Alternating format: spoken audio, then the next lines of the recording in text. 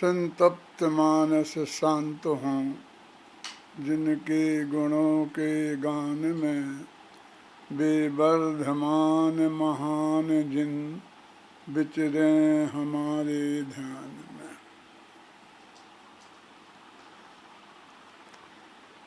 आज सिद्ध चक्र में शुरू से ही शामिल हूँ। तो सिद्ध चक्र विधान आरंभ किया था संजय ने, और उसका जल के छंद के भी पहले से मैं सुन रहा हूँ। तो आज केवल ज्ञान कल्याणक की पूजन, केवल ज्ञान की पूजन उन्होंने की है। सिद्ध विधान में केवल ज्ञान की उन्होंने पूजन आज की है। मैंने कहा था उनसे कि आप मुझे विषय बता देना, मैं उसी पर बोलूँगा, लेकिन उन्होंने नहीं बताया। तो मैंने भी नक्की नहीं किया था, लेकिन जब मैं सुबह शामिल हुआ पूजन में तो वो केवल ज्ञान की पूजन हो रही थी, तो मैंने नक्की किया कि केवल ज्ञान पर ही मैं व्याख्यान करूँगा।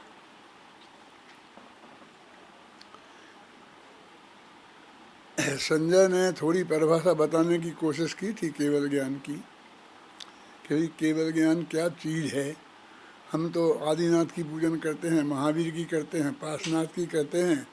तो पार्श्वनाथ जी के पिता का नाम क्या था, फटाफट हम बता देते हैं। तो केवल ज्ञान कल्याणक के पिता का नाम क्या है, बताएंगे? माने लोगों को ये सब चीज़ें नई मालूम पड़ती हैं।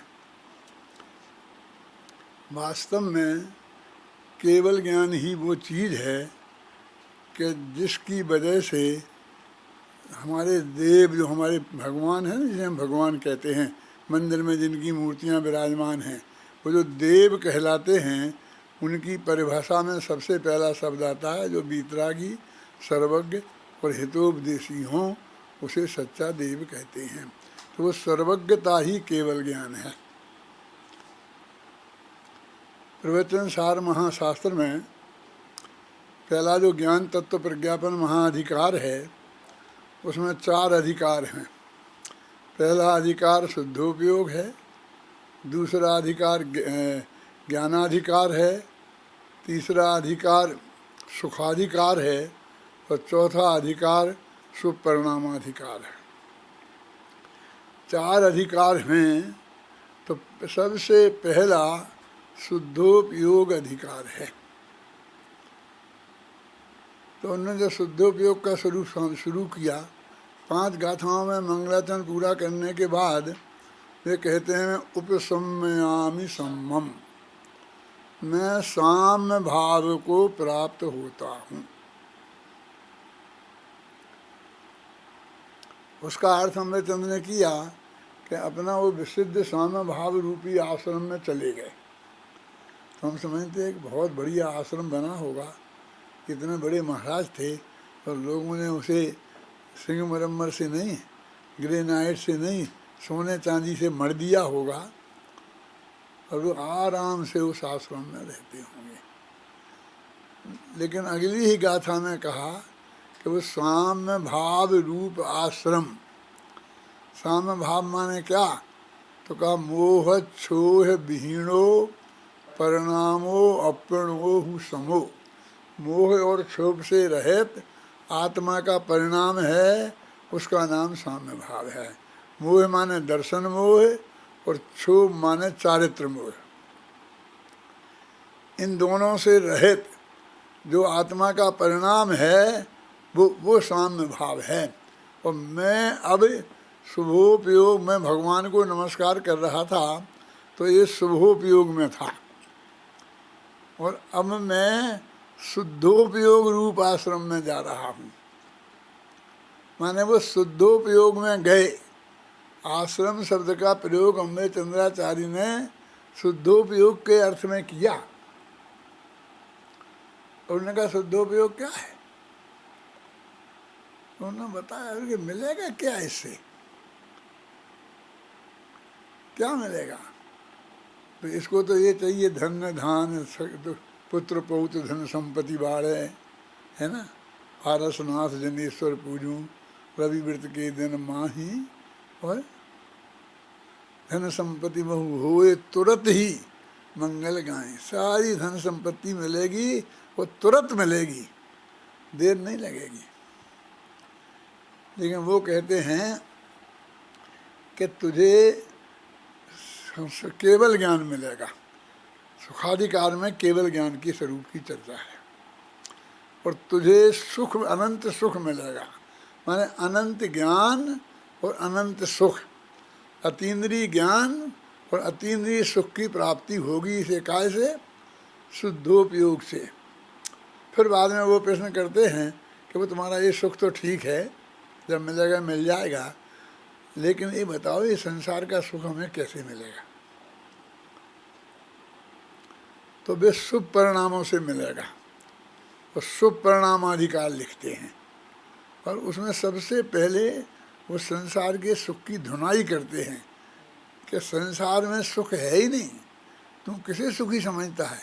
इंद्र को, चक्रवर्ती को, नागेंद्र को, जिनके पास सबसे ज्यादा संपत्ति है। क्यों? चक्रवर्ती को सुरपति, नरपति, असुरपति विषय दबदाह से रहें, जिनके विषयों में रमें। वो कहते हैं कि ये जितनी संपत्ति जिन्हें मिल गई है, जिसे तुम लौकिक सुख कहता है, वे भी दुखी हैं। कि कैसे दुखी हैं? क्योंकि दुख के बिना विश्व विषय में व्यापार हो सकता नहीं।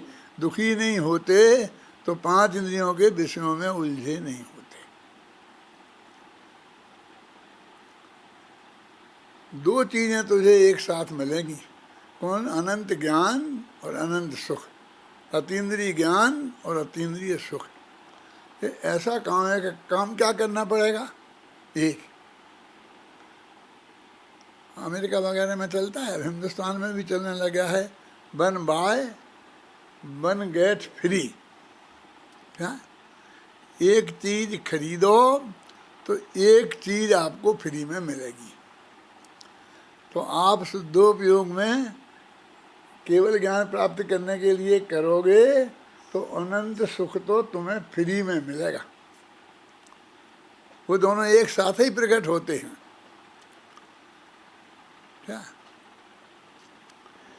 वो केवल ज्ञान क्या है? वो अनंत सुख क्या है? वो अतीन्द्रिय ज्ञान क्या है? अतीन्द्रिय सुख क्या है? ये बात, ये केवल ज्ञान की पूजा हमने आज की ना, तो उसके स्वरूप में हमें समझना है। जरा बहुत सीधी और सरल भाषा में मैं बात करता हूँ कि जो सब को जाने उसका नाम है सर्वज्ञ। केवल ज्ञानी का नाम सर्वज्ञ है, आत्मज्ञ नहीं है। वो आत्मज्ञ भी है, लेकिन वो सर्वज्ञ है। हम देवसार गुरु में देव के स्वरूप में हमने सर्वज्ञता को शामिल किया, आत्मज्ञ को शामिल नहीं किया। आत्मज्ञ तो सबसे छोटा श्रोता है उनका। सबसे गुणस्थान वाला आत्मज्ञ है क्या? नहीं है।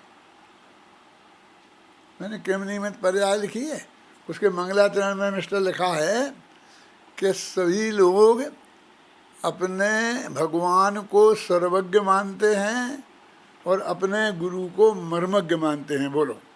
अपने अपने इष्ट देव को सभी मानते हैं सर्वज्ञ, अपने अपने गुरुजनों को सभी मानते हैं मर्मज्ञ। दिव्य ध्वनि अनुसार रचित जो शास्त्र वही जिन वाणी है, इनके ही मंगल प्रसाद से अपनी बात बनानी है। मैंने सर्वज्ञता को उन्होंने मुख्य रूप से रहा, जो सबको जाने, सबको जाने के, आत्मा को जाने के, स्व को जाने के, पर को जाने।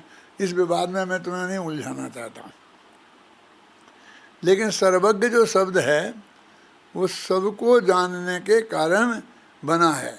सब उसे जाने उसका नाम सर्वज्ञ नहीं है, जो सबको जाने उसका नाम सर्वज्ञ है। और हमारा प्रयास क्या है वीर सागर? कि सब हमें जाने, दुनिया जितनी अधिक दुनिया हमें जाने हम उतने बड़े आदमी। और जब हम कोई वक्ता कोई बोलता है हमारी प्रशंसा में कि उन्हें कौन नहीं जानता है, देश विदेश में सब जानते हैं, तो हम जरा समझ जाते हैं कि अच्छा हमें सब जानते हैं। क्यों? हमारा अभिनंदन होता है तो उसके जो फोटो होते हैं उन्हें हम अखबारों में छपाते हैं।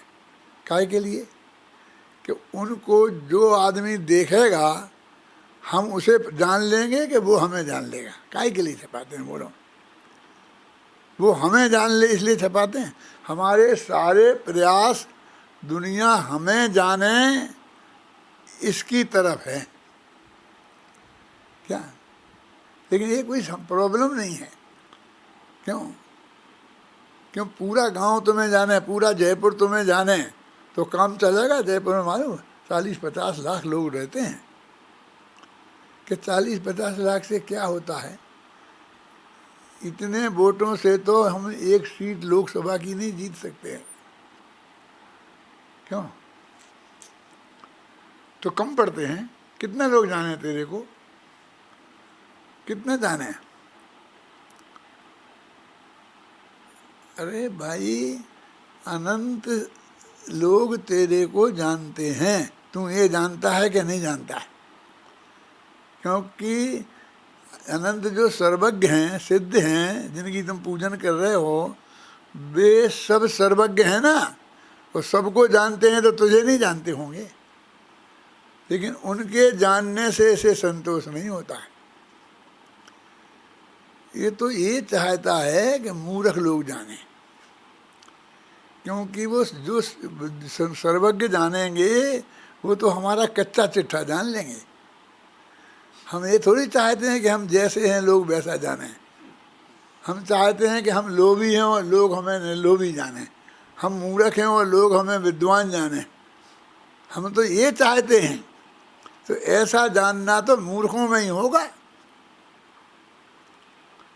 सर्वज्ञ तो हमारी सच्ची बात जान लेंगे, पूरी की पूरी कच्चा चिट्ठा, तुम्हारी रोकड़ बही सब जान लेंगे। मोटा नहीं, तुम्हारे पास कितना माल है हम भी पूछें बेटा तुमसे तो हे कहोगे दादा आप तो बताओ, सेवा बताओ हमारे लायक। आप हमें बताने वाले नहीं हो। सर्वज्ञ बताएंगे, पूछेंगे नहीं, लेकिन वो सब जान लेंगे। तो ये घबराता है कि मेरी जो बात मैंने आज तक किसी को नहीं बताई वो भी सब जान लेंगे, और लाखों लोग, करोड़ों लोग, अनंत लोग। कि घबरा मत, वे जान लेंगे लेकिन किसी से कहेंगे नहीं। क्यों? हमारी दिशा तो ये है कि सब हमें जाने, लेकिन जो सबको जाने उसका नाम सर्वज्ञ है। प्रवचन सार में लिखा वो गाथा बोलोगे कि जो पर्यायें नष्ट हो गई हैं, जो पर्यायें अभी उत्पन्न नहीं हुई हैं, और वर्तमान में जो पर्यायें हैं प्रगट, उन सबको जो वर्तमान बत जानता है। पर्याय जो अनुत्पन्न है, यही है नष्ट जो है। फिर ज्ञान की क्या दिव्यता यदि नहीं जाने वो ज्ञान की फिर दिव्यता क्या है यदि उन्हें नहीं जानेगा? तो सब जो पर्याय नष्ट हो गई, कहे वो तो नष्ट ही हो गए, उसे कैसे जानेगा? कि यही तो गजब है ना। और उसमें लिखा है वर्तमान बत, जैसी वर्तमान पर्याय को प्रत्यक्ष जानता है ऐसे ही वो जानता है। देखो मैं एक प्रश्न पूछता हूँ आपसे। नेमिनाथ भगवान ने जब ये कहा था कि द्वारका 12 वर्ष बाद जल जाएगी, तो उनने ये कहा था कि मैं जला दूंगा। जल जाएगी क्यों? क्योंकि उनने 12 वर्ष बाद द्वारका जैसी जलेगी उसे वैसी जलते हुए अभी देखा है। वर्तमान बत लिखा ना वीर सागर, क्या सुनील? वर्तमान बत जानते ना? तो ऐसी द्वारका जलती हुई देखी होगी नेमिनाथ ने कि वहाँ जो श्री कृष्ण मौजूद थे और भी लोग मौजूद थे जब द्वारका जल रही थी तब, तो उनने जैसी देखी जानी थी वैसी देखी जानी थी क्या? कि साहब वे तो वहीं मौजूद थे, हैं, वैसी कैसे देखी जान सकते हैं? और कह रहा विराग वैसे जानी होगी, क्या मूर्खता की बात करता है, वे तो मति ज्ञानी थे, वे तो श्रुत ज्ञानी थे, और वे तो केवल ज्ञानी हैं। जो वर्तमान में वहाँ मौजूद थे उनने भी जैसी नहीं जानी थी, उतनी डिटेल नहीं जानी थी जितनी डिटेल उनने जानी थी। वर्तमान बत भूत की पर्यायों को और वर्तमान की पर्यायों को कि 12 साल कितने से होते हैं, ये तो ज्योतिषी भी बता देता है। अच्छा, तो आदिनाथ भगवान ने जब ये कहा था कि ये मारी 24वां तीर्थंकर होगा, तो उन्हें ये 24वां तीर्थंकर क्लियर दिखाई दिए होंगे ना? क्यों? महावीर कौन से कलर के थे दिखाई दिया होगा कि नहीं दिया होगा? हैं, उनकी उम्र 72 वर्ष होगी, हैं, उन्हें 42 वर्ष की उम्र में केवल ज्ञान होगा, ये दिखाई तब दिया होगा कि नहीं? तो क्लियर दिया ही देखा होगा कि कुछ अस्पष्ट? थोड़ी कल्पना करो कि केवल ज्ञान माने क्या, जिसकी आपने पूजन की है, एक दफे सोचो तो उसके बारे में। कितने लोगों ने सोचा?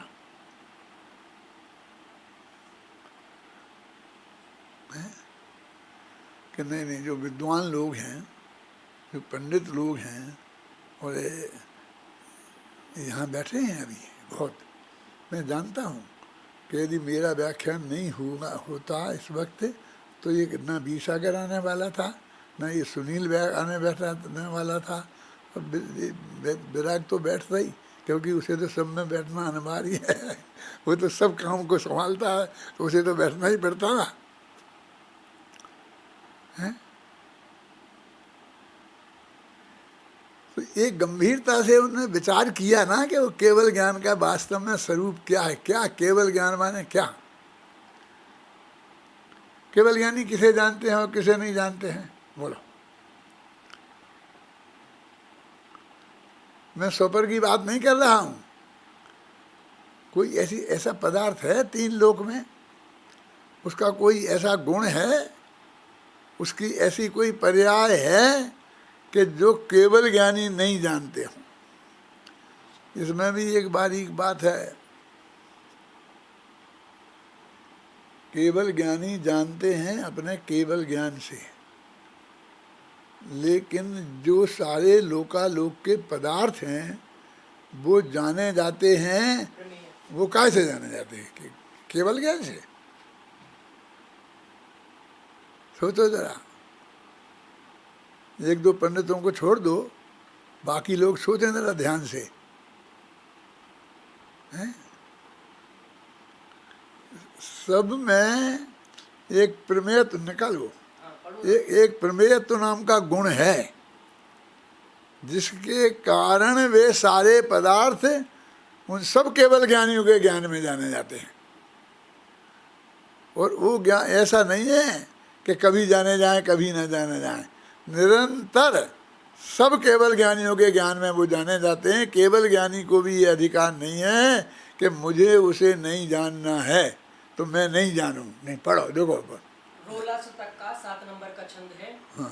जाने जाते सभी द्रव्य इस आत्म द्रव्य से, अरे एक गुण ऐसा भी है सब द्रव्यों में, प्रमेयत्व गुण कहते हैं उसको सृजनवरो, उसके कारण सभी द्रव्य जाने जाते हैं, अरे ज्ञान से जाने सबको यह परमात्म, प्रमेयत्व से सभी द्रव्य जाने जाते हैं, अरे ज्ञान है अतः जानता है यह आत्म, प्रमेयत्व है अतः आत्मा जाना जाता।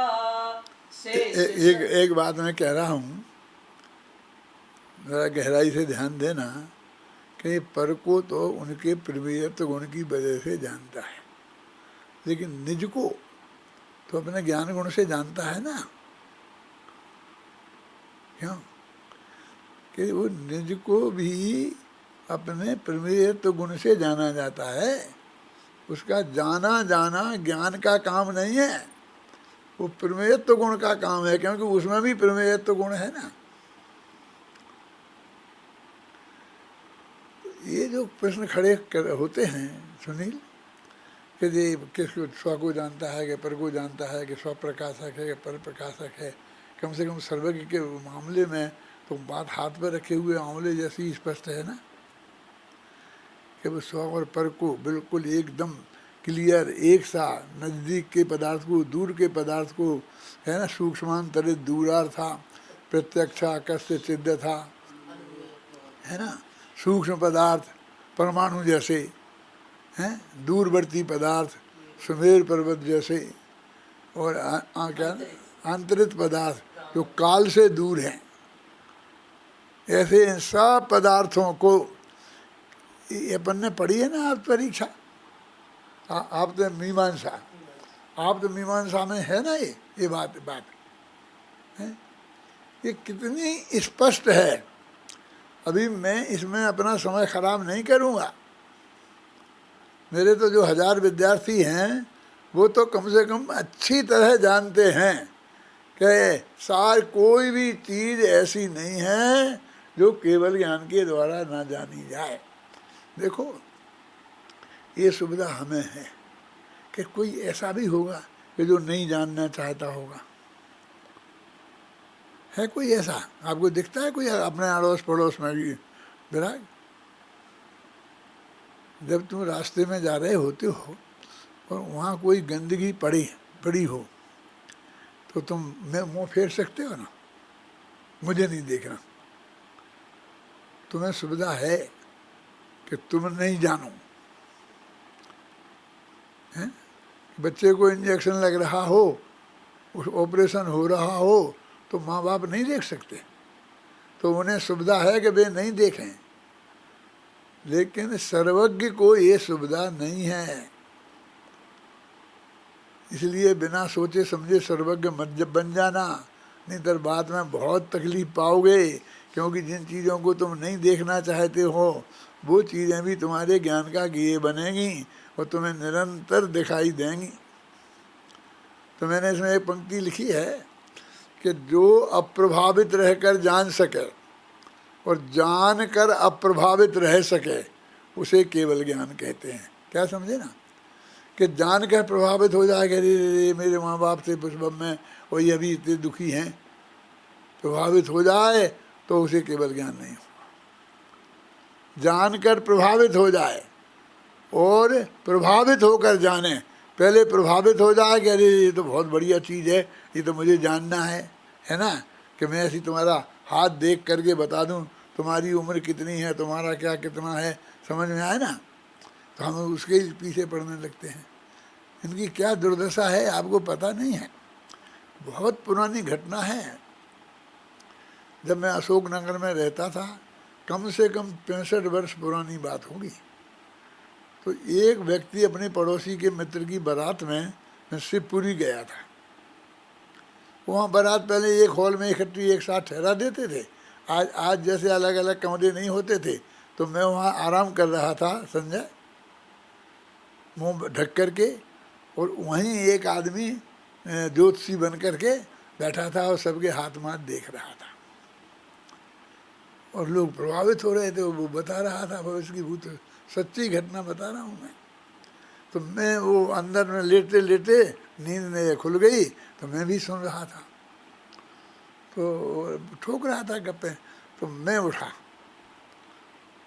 और मैंने उससे कहा भैया एक प्रश्न मेरा है, और मैंने उसे हाथ दिखाया कि क्या है, कि ये मैं जानना चाहता हूँ कि मेरा उजड़ा घर कब बसेगा।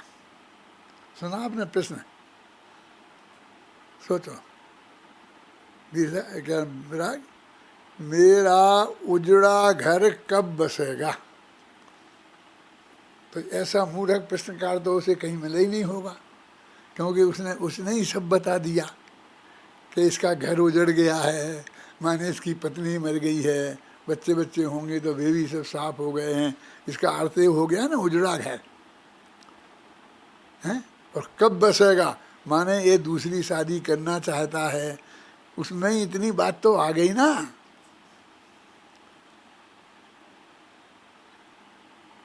नहीं आप चिंता मत करो, जल्दी बच जाएगा। और उसने बताना शुरू किया, जो यहाँ आगे गप्पे ठोकी, तो जो मेरे वहाँ पर लोग थे ना साथ में, जो बारात में गए थे, वो मेरी सब पहचान गए थे, क्योंकि हमारे अशोकनगर के ही थे सब। तो उसकी ये बातें सुन सुन के वे हंसने लगे हैं। वो ज़्यादा बोलने लगा तो उससे किसी ने कहा कि आप चुप रहो, बहुत हो गई, इनकी कोई पत्नी का स्वर्गवास नहीं हुआ है, इनका घर उजड़ा नहीं है, इनके बाल बच्चे सब हैं। तो वो बल्कि झांकने लगा। तो मैंने ऐसा चलता है। ये नहीं जानने वालों की बात आपने सुनी है, अभी जानने वालों का स्वरूप तुमने नहीं समझा है। क्या उछन ने कहा तूने, अप्रभावित रहकर जान सके और जानकर अप्रभावित रह सके। देखो जब मैंने 2500 निर्माण वर्ष में वो एक छोटी किताब लिखी थी 16 पेज की, तीर्थंकर भगवान महावीर, जो बाद में 4-5 लाख की संख्या में छपी, तो उसमें मैंने 10 पॉइंट लिखे थे लास्ट के पेज पे। तो उसमें एक पॉइंट ये भी था कि अप्रभावित रहकर जान सके और जानकर अप्रभावित रह सके, उसे सर्वज्ञ कहते हैं। तो प्रेस में जो प्रूफ रीडर थे ना, तो वे कहेंगे अप्रभावित रहकर, अप्रभावित रहना क्या होता है, तो वे अप्रभावित रह करके आ काट के प्रभावित कर दिए। 5 दफ़े मेरे पास आया और मैंने 5 दफ़े उसे सुधारा, लेकिन जब वो छपा तो वो अप्रभावित की जगह प्रभावित ही छपा, क्योंकि प्रेस वाले की समझ में ही नहीं आया ये कैसे हो सकता है, भगवान अप्रभावित रहेंगे।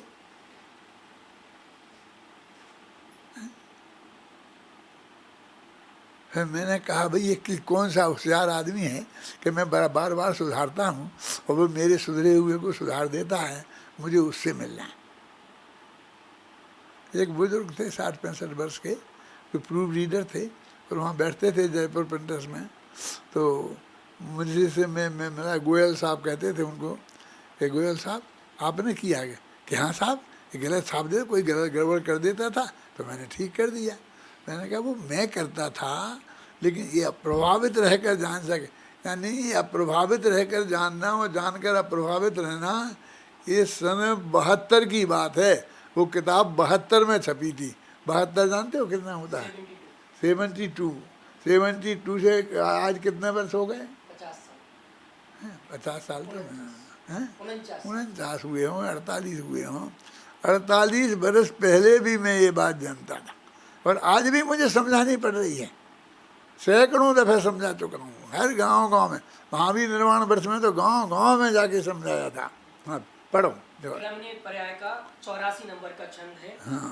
अरे जानना सहज भाव से है, इतना आसान नहीं, जाने अर उद्वेलित ना हो, यह इतना आसान नहीं। अरे अप्रभावित रह जाने और जान कर भी भाई, अरे अप्रभावित होए नहीं, यही है सहज भाव भाई। जाने बस केवल जाने पर प्रतिक्रिया कुछ भी ना हो, जाने पर बस रहे जानता, रंच मात्र असहज ना हो, असहज ना हो, विचलित ना हो, आकुल व्याकुल भी ना हो, शांत निराकुल रहे, अरे बस यही सहज जानना है। तो सहज ज्ञान, केवल ज्ञान माने सहज ज्ञान। देखो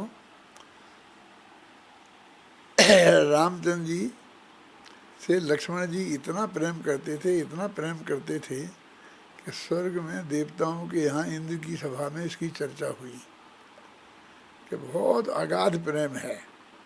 तो कुछ देवों के हृदय में ऐसा विकल्प आया कि चल के अपन परीक्षा करके देखें, हैं, वो परीक्षा करके देखें कि वो कितना प्रेम है। तो उनने आकर के ऐसे रोते रोते आए और वो लक्ष्मण ने पूछा क्या बात है, क्या तकलीफ है? कि कुछ नहीं, कि साहब कुछ नहीं। मैं नहीं नहीं कुछ नहीं, कैसे बोलो क्या है, मैं तुम्हारा दुख दूर कर सकता हूँ। कि साहब अब मैं ऐसी बात है कि आपसे कह नहीं सकते हैं। कि नहीं नहीं बताओ। बताएं? कि हाँ, कि रामचंद्र जी का स्वर्गवास हो गया। इतना कहा तो सुनकर लक्ष्मण गिरे, मूर्छित हो गई और लक्ष्मण का स्वर्गवास हो गया। अब स्वर्गवास हो गया, क्या वास हो गया, लेकिन देह छूट गई। ख्याल में आया ना, कितना प्रेम होगा लक्ष्मण को राम से, कितना प्रेम था। अब वो ही नाम फिर केवल ज्ञानी हो गए, जिसकी पूजन आज संजय तुमने कराई है, केवल ज्ञान की, वे केवल ज्ञानी हो गए। अब उनके ज्ञान में आया होगा ना लक्ष्मण कहाँ हैं और किस पोजीशन में हैं, क्या स्थिति है, आई होगा ना, कितना दुख हुआ होगा। वो आदमी जो इनकी मृत्यु का समाचार सुनकर मर गया है, इतना प्रेम करता था, इससे ज़्यादा कौन करेगा बोलो। जब लक्ष्मण को शक्ति लगी थी युद्ध के मैदान में तो राम फूट फूट कर रोए थे। जब मैं 10-12 वर्ष का था तो मैंने रामलीला देखने गया, तो लक्ष्मण को शक्ति लग गई थी और राम उनके पास बैठे बैठे रो रहे थे, अरे मेरे लखन भैया मुझे क्यों छोड़ कर जाते। वो दृश्य मुझे आज भी आंखों में झूलता है कि रामचंद्र जी किस तरह लक्ष्मण के वियोग में वो रो रहे थे। बहुत अच्छा पात्र था, जिसने बहुत बढ़िया अभिनय किया था। वो भी जानता था कि ये मरा नहीं है, अभिनय कर रहा है मरने का, हैं। मरे तो लक्ष्मण जी भी नहीं थे।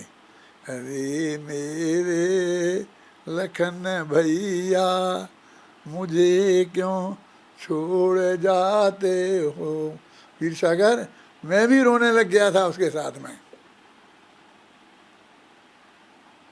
हैं? मैं भी रोया था उस दिन। और नाटक तो खैर ठीक ठाक हैं। मैं अपने बाहुबली का पढ़ता हूँ ना, भरत बाहुबली का, तो 7वां अध्याय पढ़ता हूँ तो हर बार रोता हूँ। सब मेरे घर वाले कहते हैं कि क्या हो गया, क्या हो, चलो शांत रहो, देखो नहीं तुमने देखा कभी। तो वो तो बहुत आपको उसका मन लगा तो हुआ। लेकिन मैं आपसे कहता हूँ, मैंने जितने सिनेमा आज तक देखे अच्छे बुरे, मैं हर सिनेमा में रोया हूँ। मैं ऐसा आदमी हूँ, इतने कच्चे दिल का आदमी हूँ। ये जानते हुए सफ़ेद झूठ है।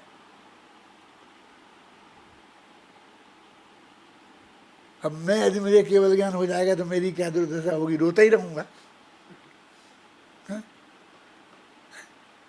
मुझे केवल ज्ञानी का स्वरूप समझना चाहिए कि नहीं समझना चाहिए, हैं? कि जान करके अप्रभावित रहें और अप्रभावित रह करके जाने, हैं? एक जगह है क्या बोला, उनके सुख में रंच मात्र भी भंग पड़ाना। हाँ पढ़ो पढ़ो, हाल पढ़ो पंक्ति। उनके सुख में रंच मात्र भी भंग पड़ाना, सहज भाव से शांत भाव से रहे जानते।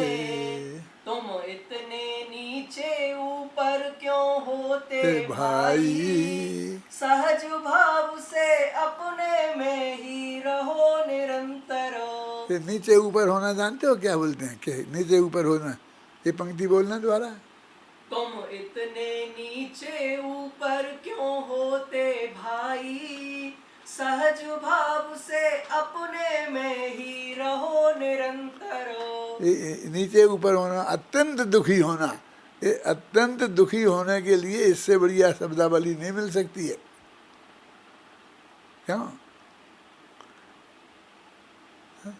तुम इतने ऊपर नीचे क्यों होते भाई, तो इस पे ही विचार कर लेते कि सर्व हम केवल ज्ञान की पूजन कर रहे और केवल ज्ञान का अर्थ क्या है। हम जब केवल ज्ञानी हो जाएंगे तो बहुत मजा आएगा। अरे एकदम सहज रहना चाहिए, रंच मात्र भी तेरे चित्त पर उसकी, तेरे चित्त में विकल्प की तरंग नहीं उठना चाहिए। तरंग नहीं उठेगी और तुम उसे करुणा कैसा कर, तुम ऐसा है, तुम ऐसा है, ऐसा है, ऐसा है, ऐसा है। गुरुदेव श्री को सन 58 में कोटा आए थे, चांदखेड़ी और कोटा आए थे सन 58 में, 58। कितना वर्ष हो गए पता है? 60 साल 58 63 साल इतने 63 साल हो गए। तो वहाँ मैंने अपनी देवसास गुरु पूजन उन्हें भेंट की थी, लिखी थी मैंने सबसे पहले। और उसमें एक शब्द लिखे थे वो मुझे आज भी याद हैं कि उन पूज्य गुरुदेव श्री के कर कमलों में सादर समर्पित, जिन्होंने इस कलयुग में हम जैसे अनंत पामर प्राणियों का क्रमबद्ध पर्याय का स्वरूप बताकर अनंत उपकार किया, उनके कर कमलों में सादर समर्पित।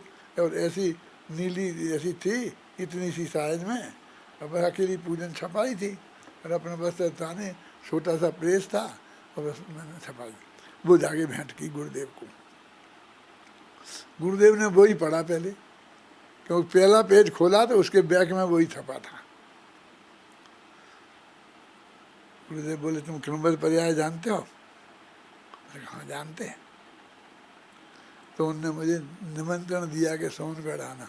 तब तक हम सोनगढ़ नहीं गए थे, उसके पहले की लिखी है, सोनगढ़ नहीं गए थे तब तक।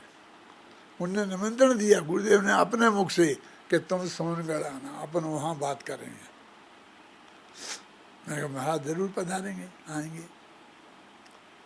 वो इसलिए कह रहा हूँ मैं आपसे कि उस पूजन में मैंने ये भी लिखा था, आप लोगों ने कई दफ़े पढ़ी होगी कि करुणा निधि तुमको समझनाथ, भगवान भरोसे पड़ा रहा, भरपूर सुखी कर दोगे तुम, यह सोचे सन्मुख खड़ा रहा। उसमें ये लिखा था उस वक्त सन को क्या बताया मैं, सन 58। तो मेरा 35 का जन्म है, तो मैं 23 वर्ष का था। 58 में 23 का हुआ, तब मैंने लिखी थी। तो इसका अर्थ मैं समझता था कि करुणा निधि एक गाली है, और आज तक हम सब हमारे मुमुक्षुओं में भी भगवान को करुणा निधि मानते रहे, कहते हैं, और दया के सागर, दया के सागर। जबकि शिक्षक विधान में क्लियर लिखा है कि दया भाव तो मोह कर्म के उदय से होता है। हे भगवान आपने वो मोह कर्म का नाश कर दिया है, तो आप तो वो एक छंद है ना, वो 1000 दोहे है ना 8वें दिन, तो उसमें शायद 772-73 होगा संध्या, उसके आसपास होगा। तो उस छंद का जब मैं अर्थ करता था, जगह जगह जाता था, तो मैं लोगों को बताता था देखो कि क्या लिखा, देखो उसी उंगली में लिखा था अत्यंत निर्दयाय नमार्घम। सिद्ध पूजन की ना तुमने, तो शिक्षक विधान की बात मैं याद कर रहा हूँ। अत्यंत निर्दयाय नमार्घम, सिद्ध भगवान को अत्यंत निर्दय शब्द से उंगली में लिखा था। तो मैं तो आध घंटा तक व्याख्यान किया और जगह जगह गांव-गांव में करता था, और लोग मेरा व्याख्यान सुनने के लिए ही आते थे हैं। तो वो बात फैली, तो वो दूसरे ग्रुप में गई। हमारे कुछ लोग उन्हें मित्र ग्रुप कहते हैं, क्या है मेरी समझ में नहीं आता है, लेकिन उस ग्रुप में गई बात। तो वहाँ उन्होंने जो वो छपाई द्वारा छपी, अपने यहाँ से तो छपती नहीं थी, अपने यहाँ तो कोई छापने वाला था ही नहीं। सोनगढ़ में 2-4 किताबें छपती थी, समय सार वगैरह, और कोई छापने वाला नहीं था। तो उन्होंने उसको अत्यंत निर्दयाय शब्द अच्छा नहीं लगाया, तो अदयाय कर दिया। दया रहता है, समझ गया ना, दया रहता है नमार्घम। तो फिर मैंने ये कहा कि भाई ये क्यों पलट दिया, अत्यंत निर्दय में और दया रहता है में क्या फर्क है? कि नहीं नहीं, इसमें इसकी कठोरता निकल गई। अत्यंत निर्दय अच्छा नहीं लगता है भगवान को। दया रहता है चलेगा, तो मैंने उसकी आलोचना की। ये तो एक ही बात हुई। तो तीसरी दफे वो किताब छपी तो उसमें आ गया अत्यंत निर्मोहाय नमा अर्घम निर्पामती। वो दया शब्द ही हट गया। तभी वो छंद में लिखा ना, मोह कर्म के उदय से होता है ये भाव, इसलिए वह अत्यंत निर्दय, तो निर्मोहाय कर दिया उसमें।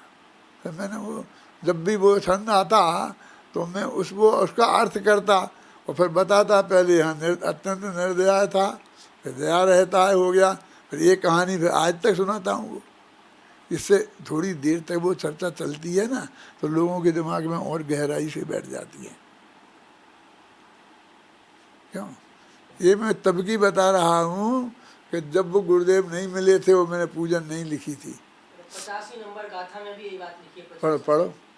अयथार्थ जाने तत्व को अतिरति विषयों के प्रति, और करुणा भाव ये सब मोह के ही चिन्ह हैं। और भगवान तो वीतरागी होते हैं, तो मुँह से तो रहित होते हैं ना, तो वे तो दयालु तो हो ही नहीं सकते हैं, है ना। अभी मैंने ये देखा है कि मैं फिर पढ़ रहा हूँ एक बार अपना वो कौन सा भरत का अंतर्द्वंद, तो करीब 300 छंद भगवान की भक्ति में लिखे मैंने। 4 जगह भक्ति की वीर सागर, एक दफ़ा तुम और पढ़ना, अभी छप रहा है, छप गया है, 2-3 दिन में बाइंडिंग हो जाएगा, फिर सबको भेजेंगे। तो उसमें पहले तो जब सबसे पहले समाचार आए थे ना कि आज नाथ को केवल ज्ञान हो गया, तो जब गए थे तो 50-60 संत उनकी भक्ति में तब लिखे। फिर जब आधी दिग्विजय हो गई तो उनको द्वारा इच्छा हुई तो रात के 12 बजे पहुंच गए, तो एक दफ़े उनने वहाँ भक्ति की तो 15-50 छंद उसमें लिखे। फिर तीसरी दफ़े बाहुबली को केवल ज्ञान हुआ, मैंने मुनि अवस्था में नहीं भेजा भरत को उनके पास, केवल ज्ञान होने के बाद ही भेजा। और फिर एक दफ़े उनकी स्तुति करी तो उसमें लिखा पूरा एक अध्याय बाहुबली की स्तुति में। फिर भरत को केवल ज्ञान हुआ, तो अब भरत तो कर नहीं सकता था स्तुति, तो मैं नहीं की, मैंने कवि की तरफ से भरतेश्वर की स्तुति की। ऐसे 4 जगह स्तुति लिखी, और सर्वज्ञता और वीतरागता के अलावा उसमें कुछ नहीं, और कोई भी इसमें जो लेना देना, मांगना भीख मीख मांगना, भीख देना, कुछ किसी को कर्तव्य करना, ऐसा करना वरना, ये बिल्कुल नहीं। आई होगी तो इसके निषेध की बात आई होगी, हैं। और अपना उठा के देखें तो पूरा भक्ति है, ये किया ये किया ये किया ये किया किया में ही भरा हुआ है। और दया की, इसको बचा लिया, उसको बचा लिया, इसको भेज दिया, उसको भेज दिया, और कहीं भी नहीं है ये क्या है। सर्वज्ञता का स्वरूप जान ले बे, केवल ज्ञान का स्वरूप आ जाए समझ में, समझे, तो ऐसी कोई पंक्ति आ सकती है, हैं? जो सबको जाने और प्रभावित रंच नहीं हो, बिल्कुल भी। तुम तो कहते कुछ करना, ये करने का विकल्प भी ना आए, विकल्प की तरंग भी ना आए, उसका अनंत सुख में भंग पड़ेगा क्या? फिर वो अनंत सुखी नहीं रह सकता है। और वे केवल ज्ञान के साथ में अनंत सुख गारंटी से होता है। अनंत ज्ञान और अनंत सुख गारंटी से होता है। मैंने बहुत ध्यान से सुनी है तेरी सिद्ध पूजन, समझा? मेरी तरफ देख, उधर क्या देखता है? प्रोजेक्टर साइड लगा। हाँ हाँ, उसमें क्या बोल रहा था मैं? सिद्ध पूजन बहुत ध्यान से सुनिए। ध्यान से सुनी है। फिर तो मति ज्ञाना बनी कर्म रहता है, शुद्ध ज्ञाना बनी कर्म रहता है, अशुद्ध ज्ञान। अरे मति ज्ञाना बनी कर्म से रहित होगा बेटा तो मति ज्ञान होगा, शुद्ध ज्ञाना बनी कर्म से रहित तो शुद्ध ज्ञान होगा, केवल ज्ञान थोड़ी होगा। वो तो अपने शिक्षक विधान में 10 दिनों में एक दिन ऐसा आता है जिसमें कर्म की 148 प्रकृतियों के अभाव रूप भगवान के सिद्ध की अवस्था का वर्णन है। तो ये तुम्हारी सिद्ध पूजन है, इसमें जी पवैया जी ने लिखी होगी। तो उन्होंने वो उस दिन वाले मुद्दे को पकड़ लिया, तो उन्होंने सब कर्मों से रहित सिद्ध भगवान को उन्होंने अर्घ चढ़ा दिए। तो उसमें ये सब हैं। मैंने बहुत देखने की कोशिश, फिर मुझे कोई ऐसी ज़्यादा मार्मिक चीज़ नहीं मिल पाई, है ना। लेकिन बस ये सिद्ध भगवान की स्तुति करने में कितना कितना ये जो मैं आप सर्वज्ञता की कहो चाहे वीतरागता की कहो, वीतरागता का स्वरूप, वीतरागता का स्वरूप रंज मात्र भी राग कहीं रहे तो अपना भगवान हो सकता है? वो अनंत सिद्ध नहीं हो सकते। पूर्ण वीतरागी और पूर्ण सर्वज्ञ केवल ज्ञान, ये दो गुण हैं। एक जो अनंत का तीसरा गुण आता है हितोपदेशीपना, वो सिद्ध में वो भी नहीं है। ये किसी का हितमित का कोई उपदेश नहीं देते हैं, कोई किसी से कुछ बात भी नहीं करते हैं। उनके ज्ञान में अनंत सिद्ध, अनंत निगोदियों को, अनंत नर नारकियों को, तो ये जितने दुनिया में पाप हैं जो तुमने बताया ना अभी कि एक दिन ऐसा आएगा तो आग बहेगी सड़क पे, अभी तो कोरोना नहीं आया है बता रहे थे ना तुम, ऐसे दिन भी आएंगे, ऐसा क्या क्या क्या क्या क्या होगा, तुझे कुछ मालूम है? काय को डराता है लोगों को?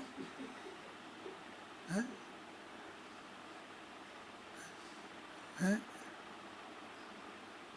अपना भगवान आत्मा है ना, कुछ नहीं होने वाला, एकदम एकदम अनंत ज्ञान और अनंत सुख, ये दोनों सहज होना, ये सहज स्वीकार तो सबको है क्योंकि ये आगम पढ़ लिया, गुरुदेव की वाणी में आ गया और डंडे मार मार के मैंने भी बहुत आप लोगों को ध्यान दिलाया, ख्याल में आया ना, इसलिए ज्ञान में तो आ गया। लेकिन वो श्रद्धा के लेवल पर उसने स्थान नहीं बना पाया, और श्रद्धा के लेवल पर भी बनाया तो डंडे मार मार खा खा कर। वो सहजता, देखो सहजता को स्वीकार करने से काम नहीं चलेगा, सहजता को सहज स्वीकृति होने दे। विषय क्या कह रहा हूँ मैं, इस वाक्य का अर्थ समझ में आ गया ना। वो सहजता भी हमें सहज स्वीकृत होना चाहिए। इतने तर्क, इतने युक्तियाँ, कौन से शास्त्र में लिखा है, कहाँ कहाँ लिखा है, मुझे प्रमाण चाहिए, गया तू काम से। हम तो प्रमाणों का तो ढेर लगा देंगे, तर्क युक्तियों का तो ढेर लगा देंगे, लेकिन तेरे को ये सहजता से स्वीकार नहीं है। मैंने इसमें ये पंक्ति लिखी है कर्म निमित्त पर्याय में कि हम तुम्हारी अकेली ये नहीं मानेंगे कर्म निमित्त पर्याय, क्या क्या 56वां छंद है क्या है, और सब बातें मानेंगे, वो ध्यान करेंगे, वो दान देंगे। यहाँ है मिल गया, सुनो सुनो ध्यान से, देखो प्रश्न सुनना, 3 पेज में प्रश्न है, उत्तर तो 2 लाइन में है, सुनो ध्यान से। हाँ, भावी पर्याय भी नियमित हम ऐसा माने नहीं, किंतु निज आत्म का ही ज्ञान ध्यान एवं पूरा श्रद्धान करें। देव शास्त्र गुरु की भक्ति जिन वाणी का श्रवण मनन, सदाचारमय जीवन एवं खान पान का ध्यान रखें। इसमें क्या है कमी, अरे हम भी आत्म के साधक हैं। मुक्ति मार्ग के पथिक और हम आत्म के आराधक हैं। शक्ति के अनुसार व्रतादिक पालें एवं दान करें, उपवास आदिक करें और आखिर मुक्ति का वर्ण करें। देखो मोक्ष में तक पहुंच जाएंगे हम, मुक्ति के मार्ग में जितनी चीजें हैं वो सब बताई हैं। एक दफे और पढ़वाऊँ ये पंक्तियाँ, ध्यान ध्यान से सुनो, पढ़ो द्वारा। हाँ, भावी पर्याय भी नियमित हम ऐसा माने नहीं, किंतु निज आत्म का ही ज्ञान ध्यान एवं पूरा श्रद्धान करें। देव शास्त्र गुरु की भक्ति अर जिन वाणी का श्रवण मनन सदाचारमय जीवन एवं खान पान का ध्यान रखें। इसमें क्या है कमी, अरे हम भी आत्म के साधक हैं। मुक्ति मार्ग के पथिक और हम आत्म के आराधक हैं। शक्ति के अनुसार व्रतादिक पाले एवं दान करें। उपवास आदिक करें और आखिर मुक्ति का वरण करें। यह सब तो है ठीक। ये उत्तर, अब उत्तर आ रहा है। हम इतना सब करेंगे लेकिन तुम्हारी क्रम नियमित पर्याय को नहीं मानेंगे, तो हमारी में क्या कमी रहेगी? मोक्ष जाने में हम क्यों नहीं जाएंगे? बोलो, सब करेंगे। हाँ, हाँ। यह सब तो है ठीक, किंतु क्रम नियमित पर्यायों को यदि मानोगे नहीं धर्म का मर्म समझ ना पाओगे। ढोते रहना अरे निरंतर कर्तापन के बोझे को, प्राप्त नहीं कर पाओगे तुम आत्म के सच्चे सुख को। कर सकते कुछ नहीं किंतु करने का बोझा माथे पर रख कर विकल्प करते रहना, रोते रहना तुम जीवन भर। सदाचारमय जीवन से तुम स्वर्ग संपदा पालोगे, पर कर्तापन का बोझ उतारे बिना मुक्ति ना पाओगे। लगता है भाई अभी किनारा भव सागर का पास नहीं, भव सागर के अनंत दुखों का तुम्हें रंच आभास नहीं। एक बार गंभीर भाव से सोचो और विचारो तो क्रम नियमित पर्यायों का यह परम सत्य स्वीकारो तो। क्रम नियमित पर्यायों का स्वीकार परम सुखदायक है, और अकर्ता भाव बंधुवर भव दुखों का नाशक है। देखो संजय, अपन तो वो हैं कि हमको कछु भय नारे जान लियो संसार। हमको कुछ डर नहीं है। हमने तो संसार का स्वरूप जान लिया है। संसार का स्वरूप माने ये संसार माने ये जो परिग्रह नहीं माने, ये संसार में सुख होने का सवाल ही कहाँ होता है।